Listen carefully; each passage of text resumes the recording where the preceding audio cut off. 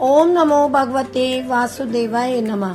यदा यदा हि धर्मस्य ग्लानिर्भवति भारत अभ्युत्थानम् अधर्मस्य तदात्मानं सृजाम्यहम्।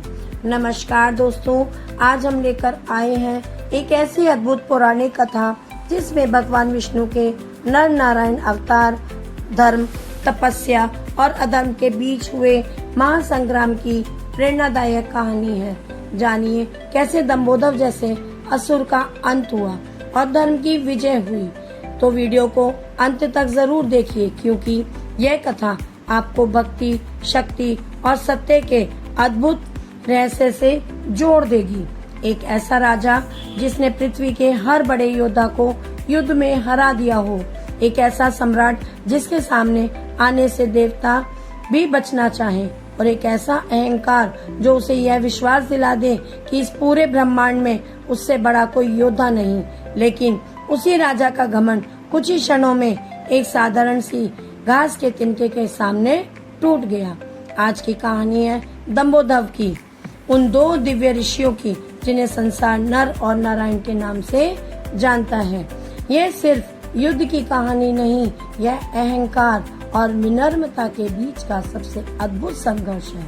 तो आइए चलते हैं हजारों वर्ष पीछे, उस समय जब धरती पर तपस्या की शक्ति तलवारों की शक्ति से कहीं अधिक मानी जाती थी। प्राचीन भारत में एक अत्यंत पराक्रमी राजा था दंभोदर। उसका नाम ही उसके स्वभाव का परिचय देता था, दंभ अर्थात अहंकार। और समय के साथ यही अहंकार उसकी सबसे बड़ी कमजोरी बन गया। दंभोदर बचपन से ही अद्भुत योद्धा था। उसने धनुर्विद्या, गदा युद्ध, तलवारबाजी और रथ संचालन जैसी सभी कलाओं में महारत हासिल कर ली थी। जैसे जैसे उसकी शक्ति बढ़ती गई, वैसे वैसे उसका अभिमान भी बढ़ता गया। वह एक एक करके आसपास के राज्य को जीतने लगा। तो राजा उसके सामने आया, वह हार गया। जो राजा या जो सेना उसके विरुद्ध खड़ी हुई वह मिट गई। धीरे धीरे पूरी पृथ्वी पर उसकी विजय का डंका बजने लगा। लेकिन विजय के साथ साथ उसके मन में एक खतरनाक विचार जन्म लेने लगा, क्या सचमुच इस संसार में मुझसे बड़ा कोई योद्धा नहीं है? इस प्रश्न का उत्तर जानने के लिए उसने एक विचित्र नियम बना लिया। हर सुबह वह अपने महल में आने वाले ब्राह्मणों, ऋषियों और विद्वानों से केवल एक ही प्रश्न पूछता, बताओ क्या इस पृथ्वी पर कोई ऐसा योद्धा है जो मुझे युद्ध में हरा सके? डर के कारण अधिकांश लोग कहते, राजन आपके सामने कोई नहीं, और यही उत्तर उसके अहंकार को बढ़ा देता। लेकिन एक दिन कुछ महान ऋषि उसके दरबार में आए। उन्होंने राजा की आंखों में देखा और मुस्कुराते हुए कहा, राजन, यदि वास्तव में अपने समान किसी योद्धा की खोज है तो हिमालय के उत्तर में स्थित बद्रिका आश्रम जाइए। वहाँ दो तपस्वी रहते हैं, नर और नारायण। देखने में वे साधारण ऋषि हैं, लेकिन उनके सामने शक्ति इस संसार में किसी के पास नहीं है।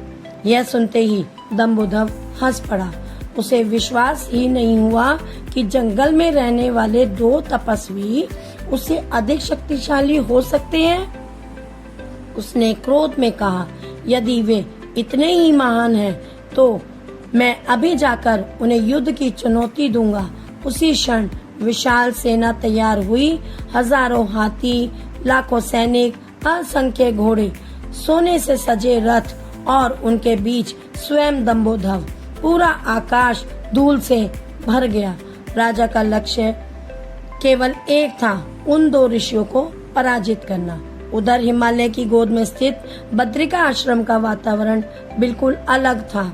ना कोई शोर, ना कोई युद्ध, ना कोई भय। चारों ओर बहती अलकनंदा, ऊंचे हिमाच्छादित पर्वत, शांत वन, और उसी पवित्र भूमि पर वर्षों से तपस्या कर रहे थे भगवान विष्णु के दिव्य अवतार नर और नारायण। दोनों ने इस संसार को यह सिखाने के लिए मानव रूप धारण किया था कि आत्म संयम, तप और धर्म की शक्ति किसी भी अस्त्र शस्त्र से कहीं अधिक होती है। उनकी तपस्या इतनी प्रचंड थी कि देवता भी उनका सम्मान करते थे। कहा जाता है कि उनकी साधना से पूरी सृष्टि में धर्म का संतुलन बना रहता था। लेकिन अब उसी शांत आश्रम की ओर बढ़ रहा था अहंकार का सबसे बड़ा तूफान। दंभोदर अपनी सेना के साथ बद्रिका आश्रम पहुंचा। सैनिकों के कदमों से धरती कांप उठी, शंख बजने लगे, नगाड़े गूंजने लगे, लेकिन आश्रम में बैठे दोनों ऋषियों ने अपनी आंखें तक नहीं खोली। यह देखकर दंभोदर का क्रोध और बढ़ गया। वह ऊंची आवाज में बोला, हे ऋषियों, मैं दंभोदर हूँ, संपूर्ण पृथ्वी का विजेता। सुना है तुम दोनों महान योद्धा हो। यदि साहस है तो मेरे साथ युद्ध करो। कुछ क्षणों बाद नारायण ने धीरे धीरे अपनी आंखें खोली। उसके चेहरे पर ना क्रोध था, ना भय, सिर्फ करुणा। उन्होंने शांत स्वर में कहा, राजन, यह आश्रम युद्ध का स्थान नहीं, तपस्या का स्थान है। यहाँ हिंसा का कोई अर्थ नहीं।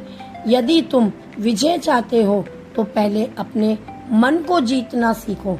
लेकिन अहंकार से भरे दंभोदर ने उनकी एक भी बात नहीं सुनी। उसने धनुष उठाया, घोषणा की, यदि तुम युद्ध नहीं करोगे तो मैं इसे तुम्हारी हार मानूंगा।